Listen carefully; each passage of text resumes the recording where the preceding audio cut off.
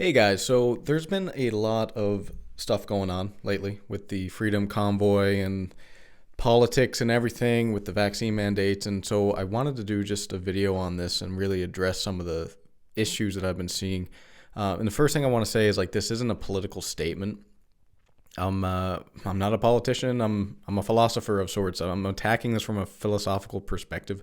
I'm simply trying to point out the lack of logic on both sides of this argument.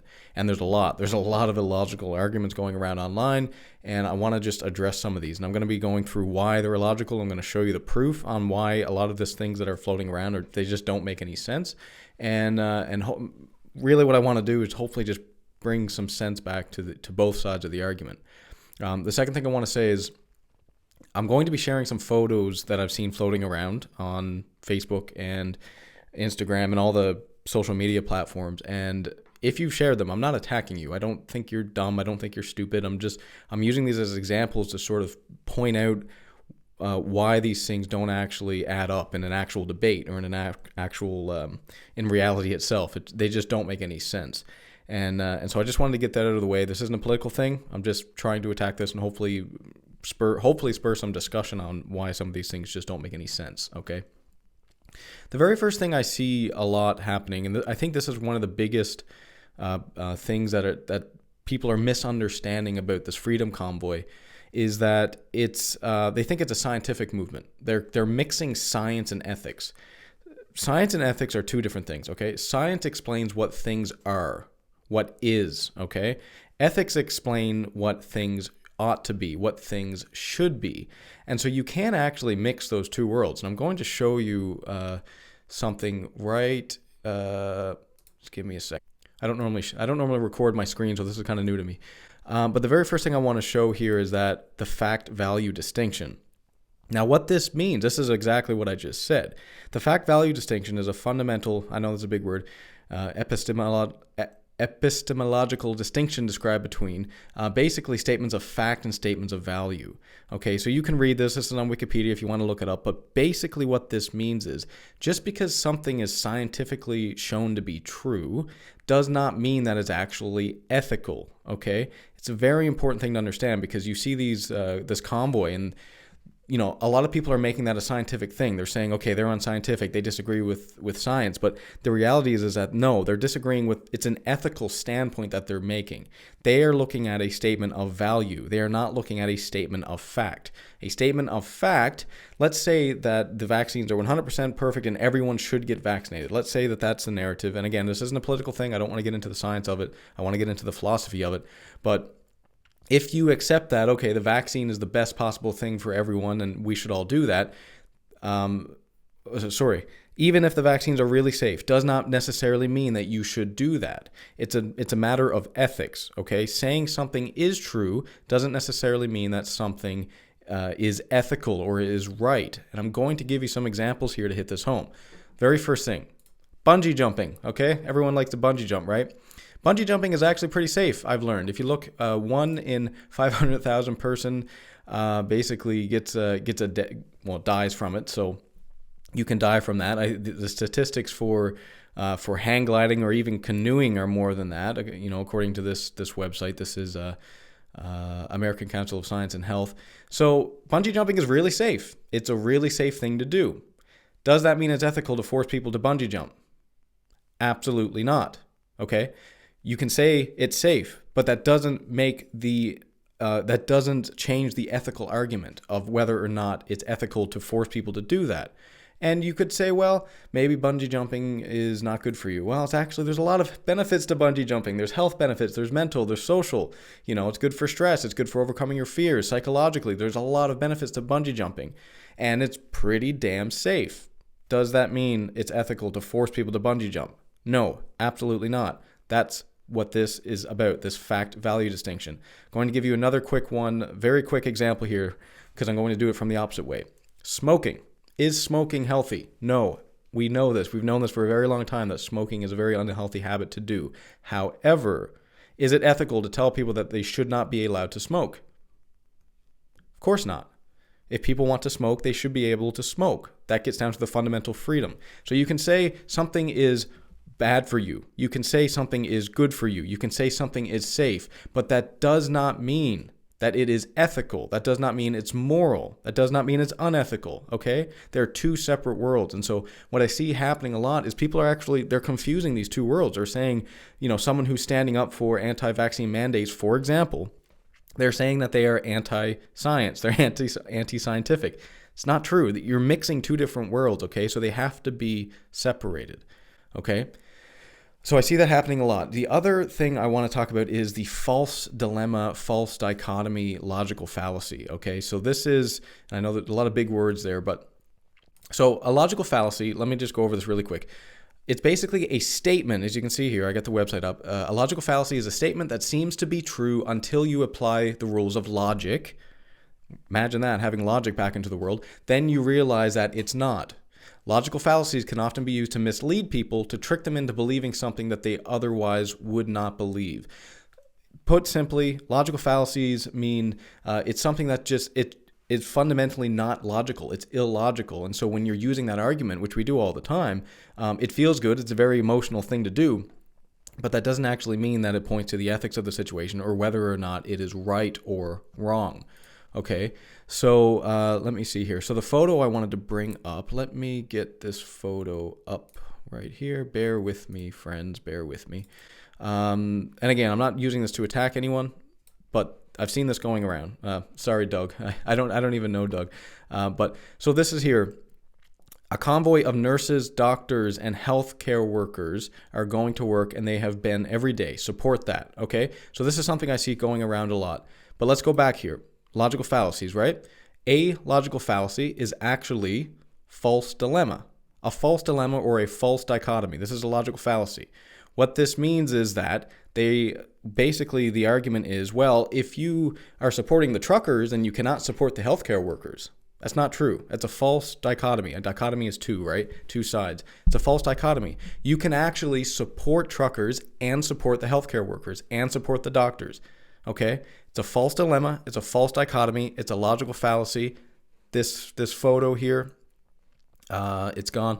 A convoy of nurses, doctors, and healthcare workers are going to work, and they have been every day. Support that? Sure, you can support that. I support that. However, you can also support something else. You can also support truckers. Just because you support one does not necessarily mean that you don't support the other. It's a false dichotomy, okay? False dichotomy, false dilemma is another way of saying it. Here's some other quick ones I want to go through.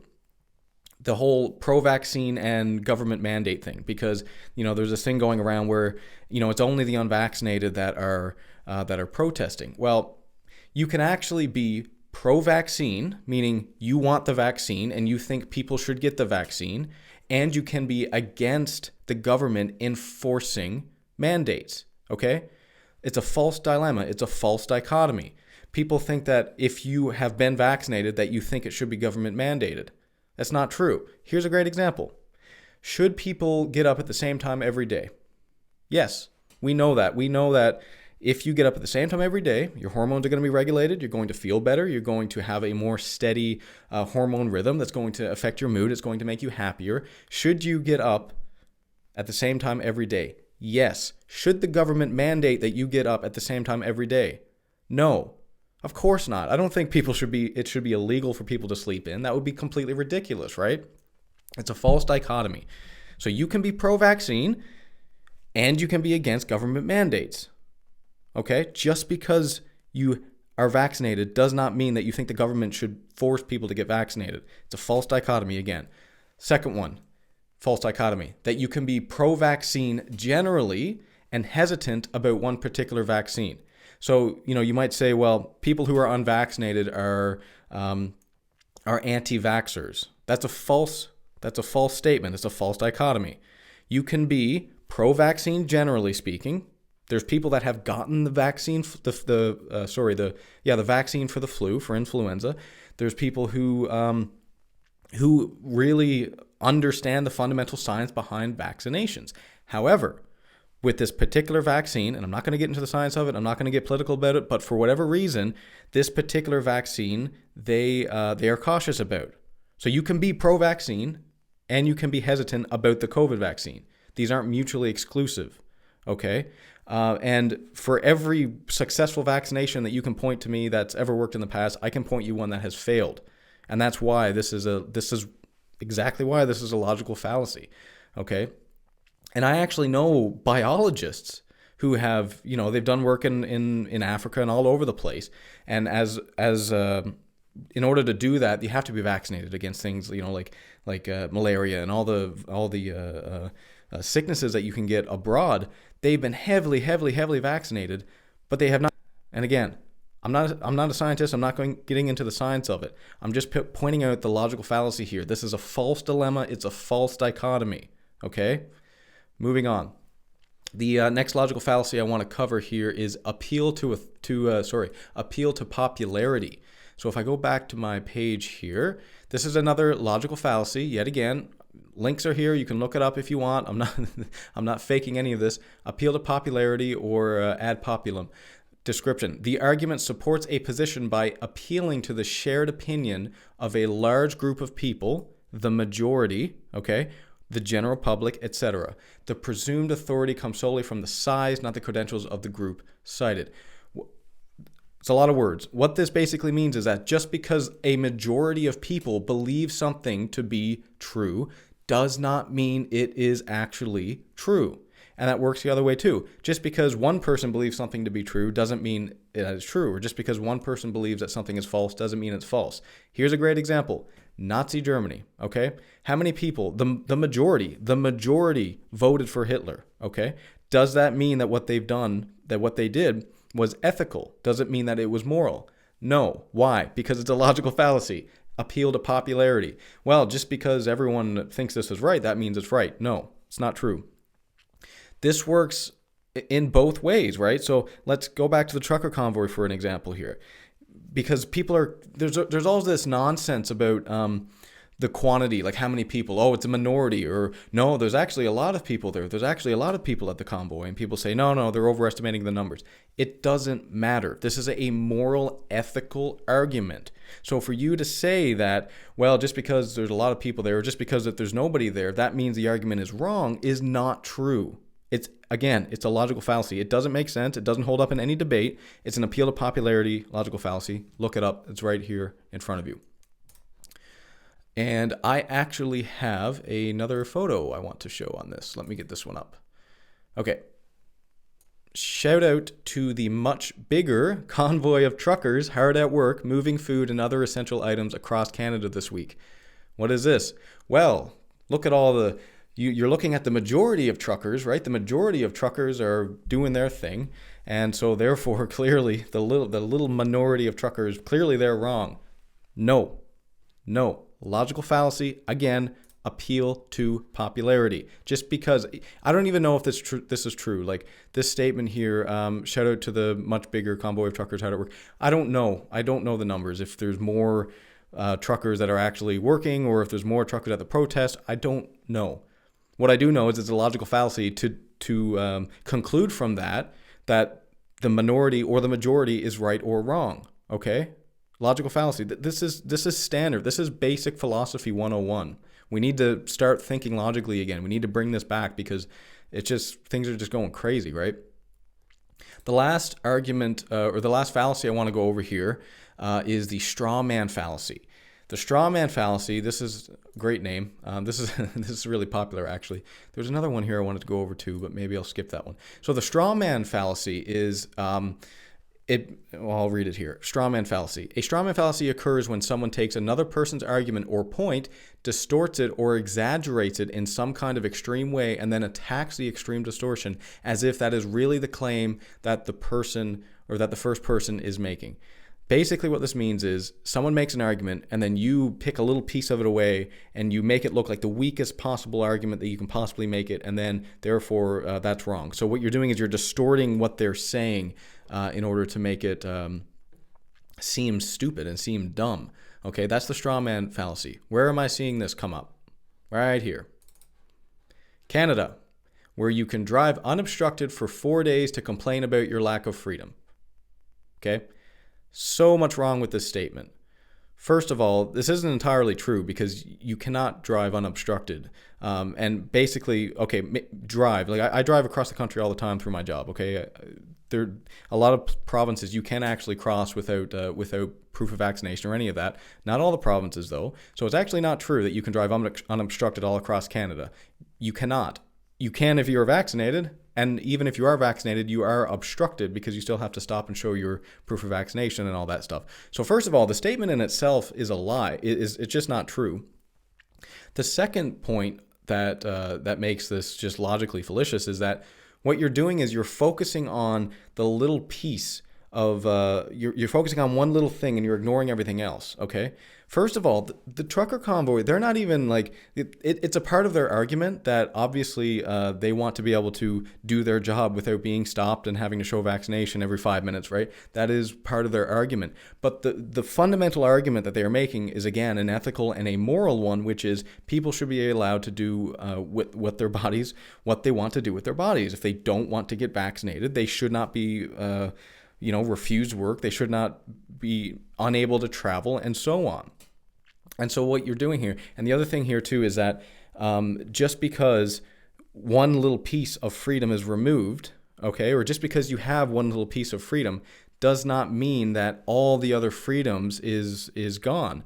Okay, so what does that mean? Well, it means that let's say you're in a country where you can drive unobstructed, okay? Let's say let's say that this is absolutely true, which it's not, by the way, because I travel around all the time and you absolutely need to stop and get your papers checked. So it's not unobstructed. But let's say it's true. Let's say for the argument of debate that you can go all across Canada and no one's going to stop you.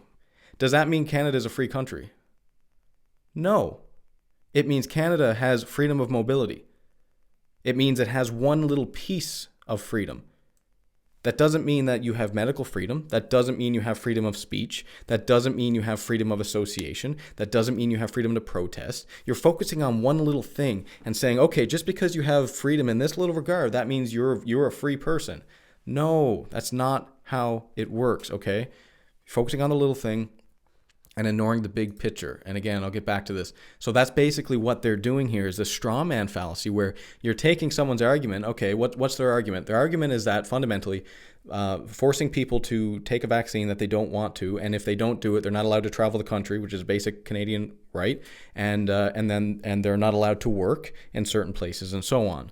What you're doing is you're taking their ethical argument, you're taking a little piece of it, you're distorting what they're saying, and you're blowing it up, and then you're saying, okay, well, you're free, clearly, so what are you complaining about?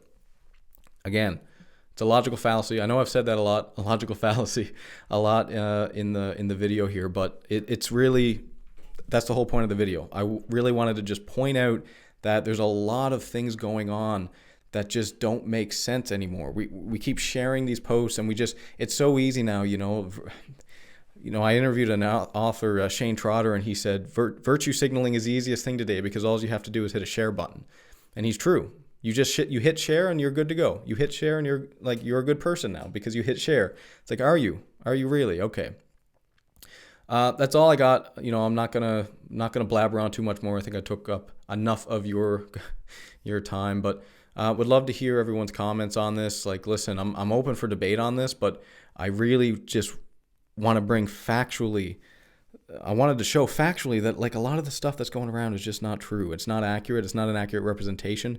And we got to stop mixing worlds. We got to stop mixing politics and ethics. We got to stop mixing politics and science. And we got to stop mixing science and ethics because they are two completely separate, different worlds. Okay. Thanks again. Love to hear your comments. Cheers.